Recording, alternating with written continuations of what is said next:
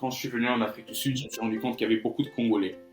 Il y a beaucoup de Congolais sur Johannesburg. Il y a beaucoup de Congolais qui sont venus depuis. Voilà, il y a des gens qui sont nés, il y a des Congolais qui sont nés ici en Afrique du Sud, il y a des Congolais qui sont venus du Congo, qui ont grandi ici, il y a ceux qui sont venus pour l'université. Donc il y a vraiment beaucoup de Congolais.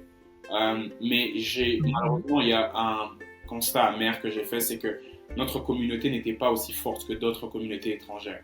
Quand on regarde le standard de vie de certains Congolais, voilà, il y a des médecins, il y a certains Congolais qui sont établis dans la société, mais il y a beaucoup de la majorité, pourrais-je dire, de la communauté n'est pas financially stable. On n'est pas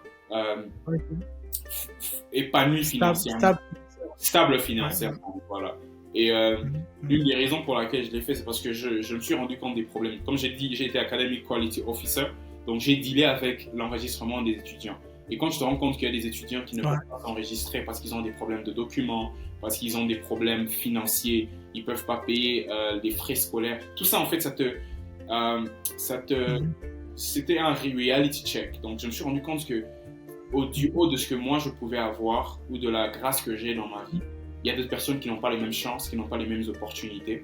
Et c'est l'une des choses qui m'a vraiment motivé, c'est de me dire qu'au-delà de l'impact que je vais avoir à l'université, c'est un impact qui va impacter la communauté en général.